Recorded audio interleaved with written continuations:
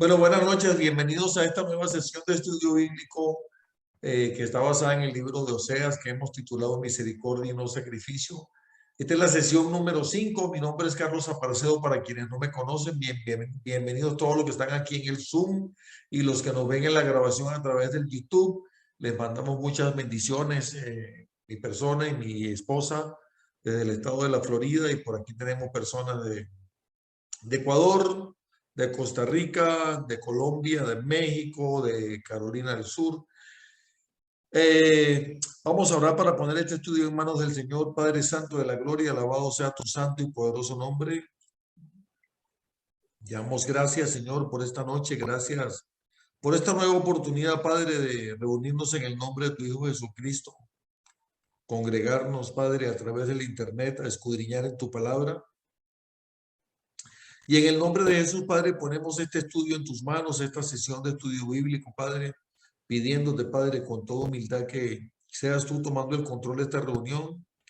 Padre Santo, que tú pongas en aquellos hermanos que han de reunirse con nosotros esta noche el querer y el hacer, Padre, para que se conecten pronto y también disfruten de esta bendición de reunirnos contigo, Padre, porque hoy nos reunimos contigo, Padre, a escuchar tu palabra, Señor.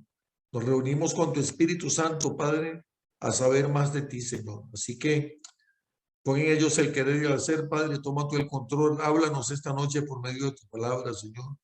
Instrúyenos, Padre. Enséñanos, Padre. Muéstranos lo que nos quieres hablar esta noche, Padre. Y te pedimos que pongas en nosotros la mente de Cristo, Señor. Que tú nos des sabiduría espiritual, Padre, para entender lo que tienes para nosotros esta noche, para recibirlo, también para la sabiduría para aplicarlo, Padre, y sea todo, Padre, conforme a tu buena voluntad, en el nombre de Cristo Jesús. Amén. Amén. Bueno, vamos a hablar esta noche Amén. Amén. Vamos a hablar esta noche de la sesión número 5. Perdón, vamos a tener la sesión número 5 de esta serie. Esta es la penúltima sesión del libro, basada en el libro de Oseas, y nuestra sesión de esta noche se llama Consecuencias de la traición. Y es que definitivamente la traición tiene sus consecuencias. Y ya sabemos, ¿verdad?, que hay muchos casos de traición en la Biblia que tuvieron sus consecuencias. Ya saben, ¿verdad?, quién era aquel que era traidor por naturaleza. Ya lo saben el personaje, ¿verdad? Así que vamos a hablar primero de la traición. Y vamos a comenzar hablando del capítulo 8 del libro de Oseas. No lo vamos a leer completo. Vamos a leer solamente algunos versículos de Oseas 8, 9 y 10. Y miren lo que dice acá. Porque multiplicó Efraín altares para pecar. Tuvo altares para pecar. Le escribí las grandezas de mi ley y fueron tenidas por cosa extraña. En los sacrificios de mis ofrendas sacrificaron carne y comieron. No los quiso Jehová. Ahora se acordará de su iniquidad y castigará su pecado. Ellos volverán a Egipto. Olvidó pues Israel a su hacedor y edificó templos, y Judá multiplicó ciudades fortificadas, mas yo meteré fuego en sus ciudades, el cual consumirá sus palacios. Miren qué interesante esto. Aquí ciertamente se está hablando de la traición, pero también se está hablando ya del castigo, de las consecuencias. ¿Y por qué se habla de traición en estos versículos? Precisamente porque cuando, cuando Dios le entrega la ley al pueblo de Israel, ya lo hemos hablado en sesiones anteriores, allí a los pies del monte Sinaí, cuando ellos iban camino a la tierra prometida. Moisés bajó del monte Sinaí con instrucciones de parte de Dios. Y lo que había allí no era algo que fue escrito por ser escrito. Seguramente ustedes saben que los mandamientos fueron escritos por el dedo de Dios y que la ley fue escrita por Moisés, pero dictada por Dios.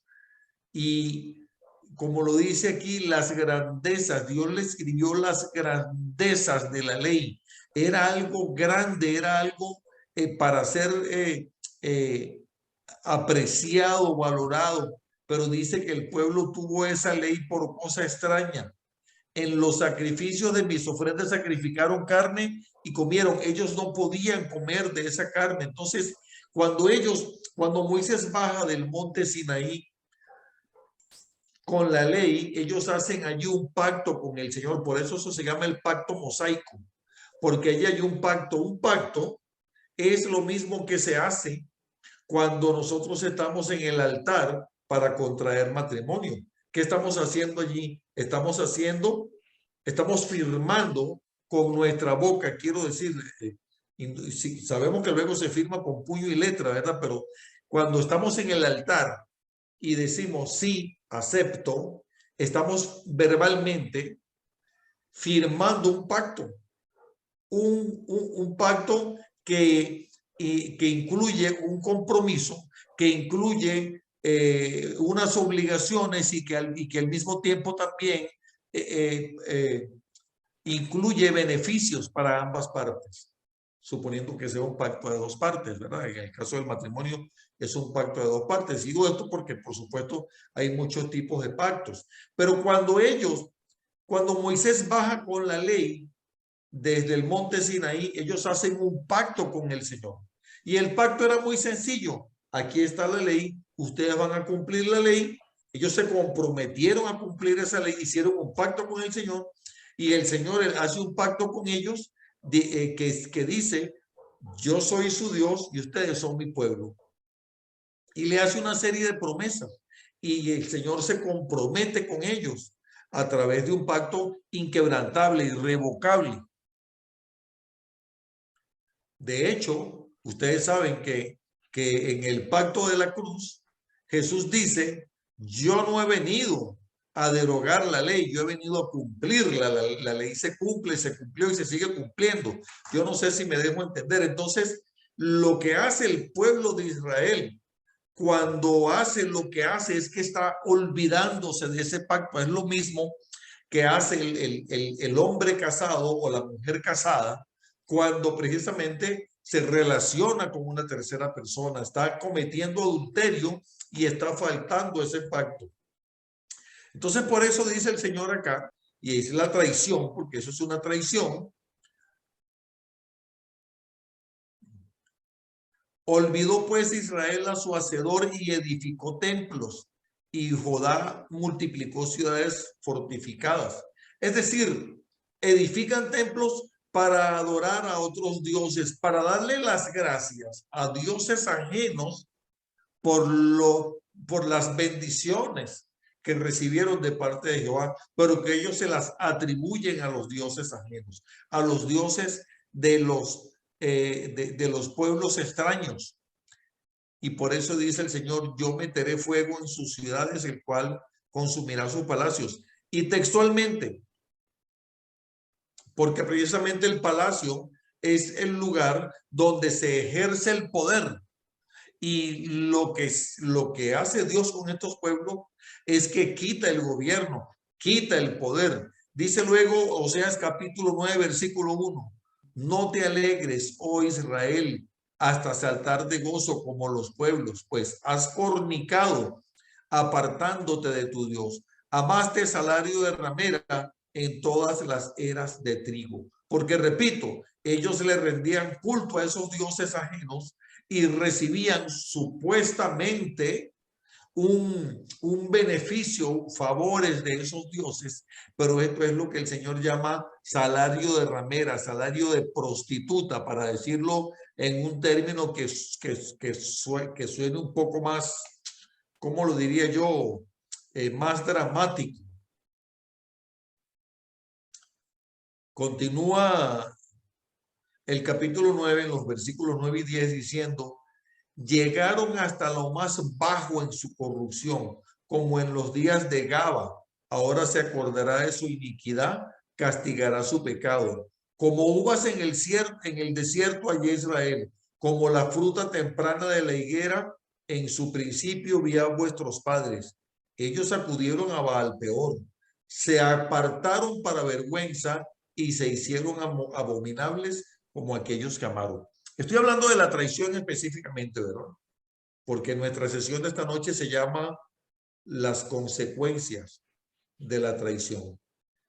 Y estoy hablando de la traición, porque lo que ellos hicieron, repito, reitero, fue justamente faltar a ese pacto, traicionar a ese Dios con quien ellos hicieron un pacto. Y miren que aquí dice que llegaron hasta lo más bajo, hasta lo peor que pudieron haber llegado, como en los días de Gaba. Y miren que ahí resaltamos la palabra Gaba, porque ahora vamos a explicar qué significa eso para entenderlo más. Y luego dice que acudieron a Baal Peor. ¿Quién es o qué es Baal Peor? De eso vamos a hablar también. Dice que se apartaron para vergüenza, se hicieron tan abominables como aquellos a quienes amaron. Tan abominables como esos dioses, como esas deidades ajenas. Tan abominables como ellos se hicieron estas personas que le rindieron culto, que adoraron a estos dioses ajenos. Entonces, vamos a ver un poco de qué se trata esto de Gaba y de qué se trata esto de Baal Peor. ¿Alguien ha leído la historia de lo que pasó en Gaba, Jueces, capítulo 19? ¿A alguien le suena familiar esa historia? No. ¿A Marcos tampoco? No. Ah, bueno, vamos a hablar de... ¿Roberto tampoco? No, señor. No, hermano. Ah, bueno. Miren lo que pasó en Gaba. En Gaba pasó algo terrible. Y saben, cada vez que yo leo estas cosas, yo no puedo evitar pensar, es decir, no puedo evitar hacer la comparación con las cosas que se ven hoy en día. No puedo evitarlo porque yo digo, qué increíble, ¿cómo puede ser el amor de Dios hacia su creación tan grande, tan grande, tan grande, tan grande, que permite tantas cosas que pasan hoy en día?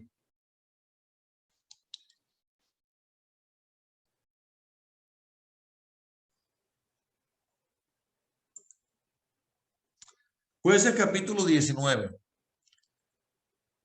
Bueno, yo no sé si con César y Mili y con Patricia creo que hemos estudiado algunos capítulos de Jueces en el pasado, ¿verdad? ¿Sí o no? Sí, ok. Lo que caracteriza a Israel en el periodo de los jueces, una de las principales características de ese periodo histórico de Israel era que no tenían que, a ver quién se acuerda, que no había rey. No había rey, al menos no había un rey humano, porque quien gobernaba era Dios. Porque el sistema, recuerden que Dios los saca a ellos de Egipto como un pueblo pisoteado, un pueblo esclavizado. Los saca, los libera de allí, los lleva a esa tierra prometida que fluye leche y miel. Ellos conquistan la tierra. Y cuando ellos conquistan la tierra y logran vivir en paz, entre comillas, digo entre comillas porque ellos vivían periodos de invasiones y de dominio de extranjeros durante un tiempo, clamaban a Dios. Entonces Dios les ponía un libertador. Ese libertador los libraba de ese dominio extranjero. Ellos se arrepentían, ¿verdad? Pedían perdón, le pedían perdón a Dios que los ayudara, le ponía un libertador, los ayudaba, volvían a estar en paz, pero pasaba un tiempo y ¿qué pasaba? Volvían a lo mismo, volvían a lo mismo de siempre, volvían a pecar, otra vez la idolatría, los dioses ajenos, venía otra vez el castigo, el dominio de los países extranjeros, los hacían cautivos, los ponían a pagar impuestos, en fin, los explotaban, volvían a clamar otra vez, Dios le volvía a poner un libertador y así pasaron los años, ¿verdad?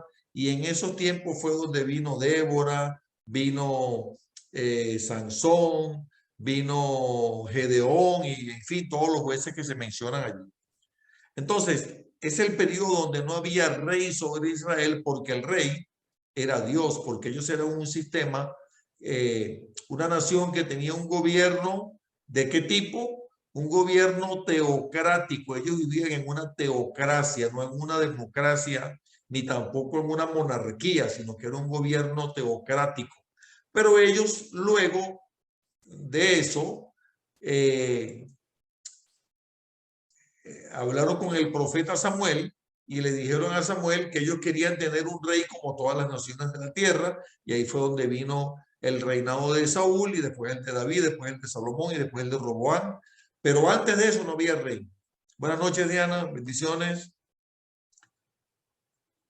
Bendiciones, buenas noches a todos. Perdón la interrupción, disculpen la llegada tarde. No te preocupes, Diana. Estamos hablando de lo que pasó en Gaba. Jueces capítulo 19. Pero antes de hablar de lo que pasó en Gaba, estamos hablando un poquito del contexto de cómo era el sistema de gobierno en el periodo de los jueces. Decíamos que era un gobierno teocrático. Dios era el que gobernaba, era el rey sobre ellos. Ok, entonces, a ver, continuando con esto, lo que pasó en Gaba. En aquellos días, cuando no había rey en Israel, hubo un levita que moraba como forastero en la parte más remota del monte de Efraín, el cual había tomado para sí mujer concubina de Belén de Judá. Cuando decimos que era extranjero, este hombre es israelita, pero esa no era, ese lugar no era su, esa zona donde él vivía no era su lugar, no era, él era de la tribu de Leví, pero no, es decir, él no era de allí donde él estaba viviendo, como era forastero, porque no era de allí, era de otro lugar de Israel, pero era otro lugar.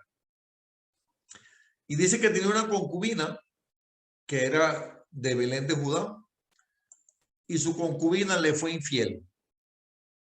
Y se fue a la casa de su padre, a Belén de Judá, y estuvo allá durante 4 meses. Y se levantó su marido y la siguió para hablarle amorosamente y hacerla volver. Y llevaba consigo a un criado y un par de asnos, y ella le hizo entrar en la casa de su padre. A ver, lo que pasa con este levita, con la esposa, ¿les recuerda a alguien? ¿A quién les recuerda este levita que va a hablarle a su mujer adúltera amorosamente para hacerla volver? ¿Les recuerda a alguien? A Oseas. Exactamente, a Oseas. Porque recuerden que Oseas se casó con Gomer, que era una mujer adúltera, ¿ok? Entonces él se va a la casa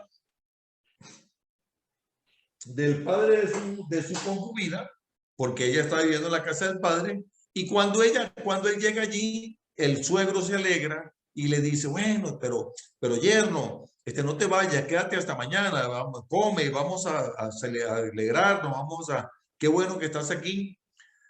Y el hombre aceptó, ¿verdad? Después, en la mañana le dice, no, pero yo te ruego, yerno, que te quedes, vamos a compartir, vamos a comer. Y bueno, en ese vacilón lo tuvo. En la noche le decía que se quedara, que ya era de noche, que se fuera de día. Después en el día le decía que se quedara, y en la noche le decía, no, pero ¿cómo te vas a ir? Ya es de noche.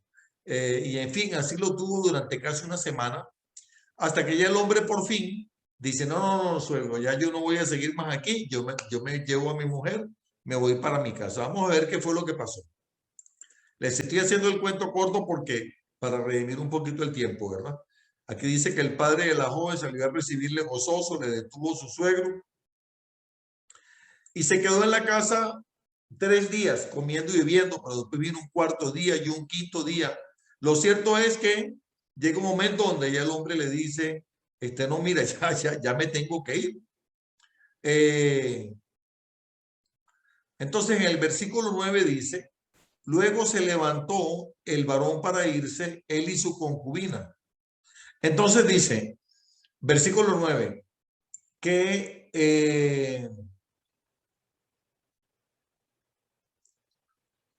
se levantó el varón para irse, él y su concubina y su criado. Entonces su suegro, el padre de la joven, le dijo, he aquí ya el día declina para anochecer, te ruego que paséis aquí la noche. Y he aquí que el día se acaba, duerme aquí para que se alegre tu corazón. Mas el hombre no quiso, es decir, ya si lo agarró la noche, pero él dijo, no, si yo, como que digo yo aquí parafraseando, ¿verdad? Este hombre me dijo en la mañana que me quedara un rato, ahora mire, me agarró la noche, ahora en la noche me dice que me vaya en la mañana, ya me tiene una semana en esto. Entonces dice que, versículo 10, el hombre no quiso pasar allí la noche, sino que se levantó y se fue. Y llegó hasta el frente, hasta enfrente de Jebús. Jebús es la tierra de los jebuseos, que es Jerusalén, dice, con su par de asnos ensillados y su concubina, y estando ya junto a Jebús, el día había declinado mucho, ya era tarde noche, y dijo el criado a su señor, ven ahora y vámonos a esta ciudad de los jebuseos para que pasemos en ella la noche. Pero esta parte donde ellos estaban es una parte que está, que no eran de su pueblo los que vivían en ese lugar, eran personas de otras creencias, eran personas, no eran israelitas. Dice que, y su señor le respondió, no iremos a ninguna ciudad de extranjeros que no sea de los hijos de Israel, sino que pasaremos hasta Gaba. Y dijo a su criado, ven, sigamos hasta uno de esos lugares para pasar la noche en Gaba o en Ramá. Pasando, pues, caminaron y se les puso el sol junto a Gaba, que era de Benjamín, y se apartaron del camino para entrar a pasar allí la noche en Gaba, y entrando se sentaron en la plaza de la ciudad porque no hubo quien los acogiese en casa para pasar la noche. Miren, ellos no quisieron quedarse en Jebús, en la tierra de los jebuseos, porque era una tierra de extranjeros, de personas que no eran afines a ellos. Entonces decidieron llegar hasta Gaba porque esa era un lugar donde vive la tribu de Benjamín, que era su gente. Ok, dice, he aquí un hombre viejo que venía de su trabajo del campo al atardecer la noche, el cual era del monte de Efraín y moraba como forastero en Gaba, pero los moradores de aquel lugar eran los hijos de Benjamín, era un lugar de benjamitas. Lo cierto fue que este hombre los invitó a pasar a su casa, les rogó que se quedaran, que cómo se iban a quedar en la plaza, que se quedara, que él los iba a atender en su casa. Entonces el hombre le atendió a las bestias, le sirvió pan y vino al levita, a su concubina, al criado, y versículo 20, y el hombre anciano dijo, pasea contigo, tu necesidad que es solamente a mi cargo. Le lavaron los pies, en fin, los atendieron. Entonces dice que cuando estaban gozosos, hombres perversos rodearon la casa golpeando la puerta y le dijeron, le ordenaron que sacara al hombre para que lo conocieran. Querían violar el hombre. Imagínense ustedes, no pidieron ni siquiera a la mujer, o sea, pidieron a que querían, cuando dice que lo querían conocer, querían violar el hombre. Y salió el hombre y les dijo, no hagas esto, mira, aquí está mi hija virgen, yo te doy a mi hija, aquí está la concubina de él, yo la saco para ustedes, humíllenla. Pero ellos dijeron, no lo vamos a aceptar. No quisieron oír, pero al final lo que hicieron fue que tomaron la concubina del hombre y la estuvieron abusando toda la noche hasta la mañana y la dejaron allí en la madrugada cuando apuntaba el alba. Miren qué terrible. Pero el hombre, el levita, no se dio cuenta de lo que estaba sucediendo. Pensamos pues que estaba dormido seguramente, ¿verdad? Y dice, y se levantó por la mañana su señor y abrió las puertas de la casa y salió para seguir su camino. Y he aquí la mujer, su concubina, estaba tendida delante de la puerta de la casa con las manos sobre el umbral. Es decir, la mujer amaneció muerta. Él le dijo, levántate y vámonos, pero ella no respondió. Entonces la levantó el varón, echándola sobre su asno, se levantó y se fue del lugar. Y llegando a su casa, tomó un cuchillo y echó mano de su concubina y la partió por sus huesos en 12 partes y la envió por todo el territorio de Israel. Y todo el que veía aquello decía, jamás se ha hecho ni visto tal cosa desde el tiempo en que los hijos de Israel subieron de la tierra de Egipto hasta hoy. Considerad esto, tomad consejo y hablad. Bueno, lo cierto fue que a raíz de esto, a raíz de este crimen que ocurrió en Gaba, se originó una crisis tan grave, que vinieron las demás tribus de Israel a la tribu de Benjamín y hubo una guerra por la cual que arrojó un saldo de decenas de miles, óigame bien, decenas de miles de muertos por lo que pasó allí. La tribu de Benjamín casi que la exterminaron en esa oportunidad, pero sin embargo los benjamitas ya habían matado como 40,000 de las otras tribus. Y eso es lo que estaba pasando. Entonces lo que está diciendo el Señor aquí, precisamente en el libro de Oseas, es que lo que está pasando en ese momento en Israel era parecido a lo que había pasado en Gaba. Dice, o sea, pero ¿en qué cabeza les cabe a ustedes este nivel de pecado tan grande? ¿Cómo puede ser posible? Y recuerden que aquí decía, hermano, y fueron israelitas los que hicieron eso, ¿verdad? fueron israelitas los que hicieron eso. O sea, los que cometieron el crimen con la mujer eran benjamitas. Eran benjamitas. Y entonces vino como el castigo que pretendieron darle a las otras tribus, pero los benjamitas mataron como a 40,000 israelitas antes de que ellos los acabaran. Y eso fue lo que pasó en Gaba. Pero también decía aquí que ellos, como uvas en el desierto, dice, como uvas en el desierto allí Israel, como la fruta temprana de la higuera en su principio vio vuestros padres. Acudieron a Baal Peor, se apartaron para vergüenza. ¿Y quién es Baal Peor? Precisamente Baal Peor, de Baal Peor habla en el libro de Números, capítulo 25, 1 al 5, dice, moraba Israel en Sitín y el pueblo empezó a fornicar con las hijas de Moab. ¿Cuál era el problema de fornicar con las hijas de Moab? El problema es que las hijas de Moab, es decir, las mujeres que son de esa nación que se llama Moab, que son las moabitas. ¿Alguien ha escuchado hablar de las moabitas? Esto está, por cierto, en el libro de Ruth. Si alguien se recuerda sobre la historia. Ellos eran vecinos de Israel, pero eran extranjeros. Entonces dice que ellos se comenzaron a juntar con las mujeres de Moab. Estamos hablando de la época de los números, del libro de Números, cuando ellos todavía no habían poseído la tierra, ¿verdad? Para que estemos claros, para que se entienda el contexto, que esto no tiene nada que ver después con la época de Ruth, ¿verdad? Es un contexto muy diferente. Y Dios les había ordenado a ellos, cuando ellos iban camino a la tierra prometida, que ellos no podían relacionarse con mujeres de otras naciones, de otros pueblos. Ellos tenían órdenes precisas de que ellos no podían tomar mujeres de otros pueblos. ¿Por qué no podían tomar mujeres de otros pueblos? Precisamente porque esos pueblos son idólatras, porque ni siquiera tienen un Dios, tienen dioses. Jehová no es el Dios de esos pueblos. Entonces Dios sabía que si ellos se juntaban con esas mujeres, se iban a contaminar. Y uno de los dioses que tiene ese pueblo, de los moabitas, se llama Baal Peor. Precisamente la palabra Baal significa Dios o deidad. Dios con D mayúscula, ese es el significado de la palabra Baal. Entonces, ellos tenían un ídolo que se llama Baal Peor, a quien le rendían culto, a quien le presentaban sacrificios, a quien le pedían favores. Y entonces, precisamente lo que está diciendo aquí el Señor, en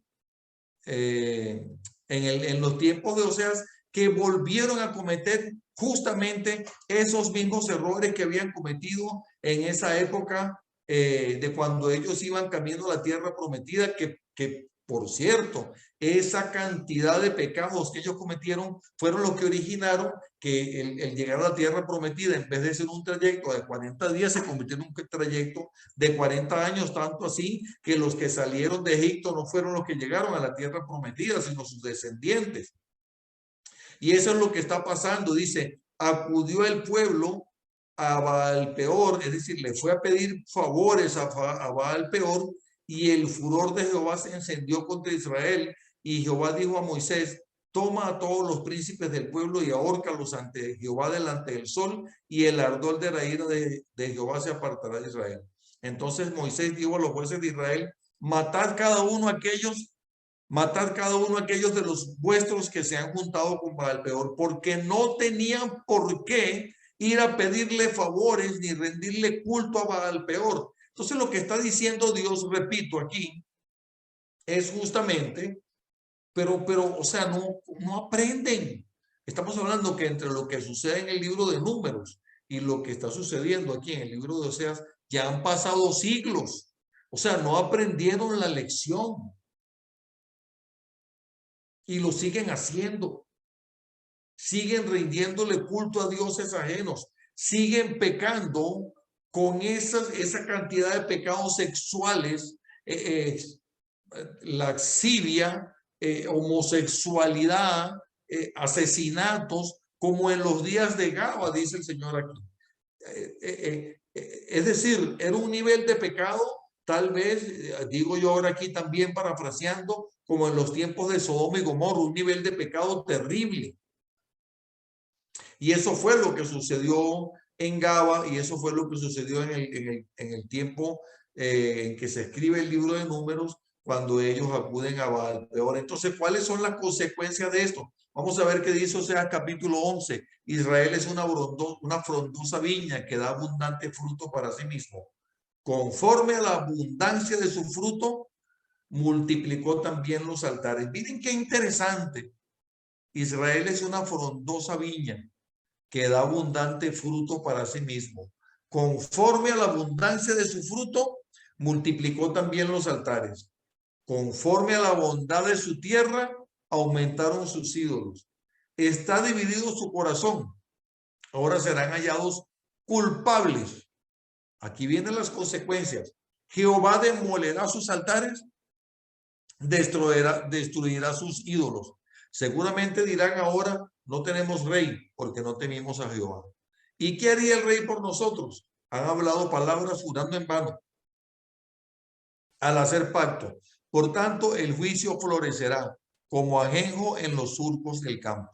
Por las becerras de Betabén serán atemorizados los moradores de Samaria, porque su pueblo lamentará a causa del becerro, y sus sacerdotes que en él se regocijaban por su gloria, la cual será disipada. Y aquí viene como que de lo más fuerte que les puede suceder. Aún será él llevado a Asiria como presente al rey Jareb. Efraín será avergonzado e Israel se avergonzará de su consejo. Y efectivamente eso fue ese castigo que dice allí, esa consecuencia fue la que ese pueblo sufrió. ¿Por causa de qué? Por causa de su pecado. Aquí dice que de Samaria fue cortado su rey. El rey fue llevado esclavo a Siria, efectivamente. Fue llevado esclavo y se acabó el reinado. Versículo 9. Desde los días de Gaba has pecado, Israel. Allí estuvieron, no los tomó la batalla en Gaba contra los inicuos, porque precisamente les dije que se dio una batalla tan grande ahí que murieron decenas de miles de personas. Y es como que, o sea, aún así no aprendieron. Los castigaré cuando lo deseen, y pueblos se juntarán sobre ellos cuando sean atados por su doble crimen. Estamos hablando, hermanos, del pecado, perdón, de la infidelidad, de las consecuencias de la traición. Hay una traición. ¿Por qué hay una traición? Porque hay un pacto. Y ese pacto está siendo violado, se está faltando ese pacto. El pacto proviene del monte Sinaí. El pacto luego se renueva a través de David, a través del pacto davídico. Pero este pueblo, hermanos, a pesar de tantas cosas que pasaron, si ustedes ven la historia, cómo se repite y se repite y se repite el mismo ciclo. Pecan, piden perdón, Dios los salva, vuelven a pedir, a pecar, vuelven a pedir. Y no aprenden. Y el Señor les dice, siguen cometiendo los mismos pecados. Pero la razón por la cual el Señor es tan extremadamente rígido con el castigo que les está dando, con las consecuencias de la traición, son tan graves. ¿Por qué? Porque precisamente la única manera como el Señor encuentra de que ellos no sigan haciendo lo que venían haciendo era arrancarlos de allí. O sea, no vas a seguir pecando, te arranco de allí, te quito de allí, te desarraigo de ese lugar. No vas a tener más rey, no vas a tener más nación, no vas a tener más un templo donde presentarme sacrificios. No quiero tu sacrificio. Vas a seguir juntándote con los extranjeros para ir a adorar a los dioses ajenos. No sabes que tú tienes tu Dios, porque tú tienes que ir a buscar los dioses en los favores ajenos. Yo quisiera que reflexionáramos, hermanos, si esto se nos parece a las cosas que vivimos en la actualidad, porque es algo que he dicho muchas veces y lo voy a seguir repitiendo, porque estamos viviendo en una época de la historia donde ahora todo es relativo, donde ahora se nos dice que no importa en lo que creas.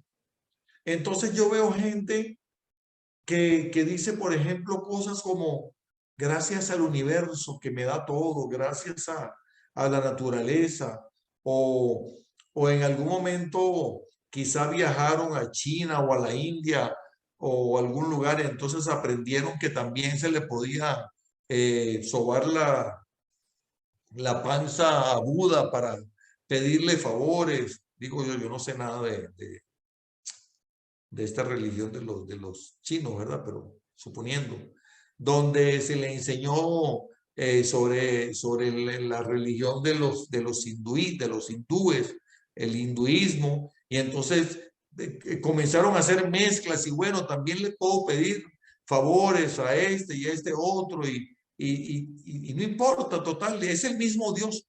No, no es cierto. Nosotros podemos ser, hermanos, y no es que podemos, es que debemos ser tolerantes en el muy buen sentido de la palabra con estas personas y con estas personas que no tienen la misma fe que nosotros. E indudablemente nosotros debemos hacer que se refleje en nosotros el amor de Cristo, pero no podemos en virtud de ser complacientes o de ser condescendientes, de practicar lo mismo que practican otras personas. Esto es lo mismo. Es decir, esas cosas que sucedían en estos tiempos, cuando Oseas profetizaba, que eran, repito, los tiempos de las postrimerías del reino de Israel, las últimas décadas del reino de Israel. No volvieron a ser reino nunca más. En esa época, lo que estaba sucediendo es muy parecido a lo que sucede ahora. Miren, yo quiero decirles algo. El apóstol Pablo dice que por causa del pecado, dice Pablo, muchos de ustedes se enferman y otros duermen. Qué fuerte cuando Pablo dice eso y le está hablando, hermanos, pónganme atención. Te estoy hablando a ti que me miras a través del YouTube. Pablo le está hablando a los cristianos, a los creyentes. Dice, por causa del pecado, muchos de ustedes se enferman y otros duermen. Y cuando Pablo dice duermen, se refiere a que Dios se los llevó de esta tierra, porque la única manera de que dejaran el pecado era llevándoselos.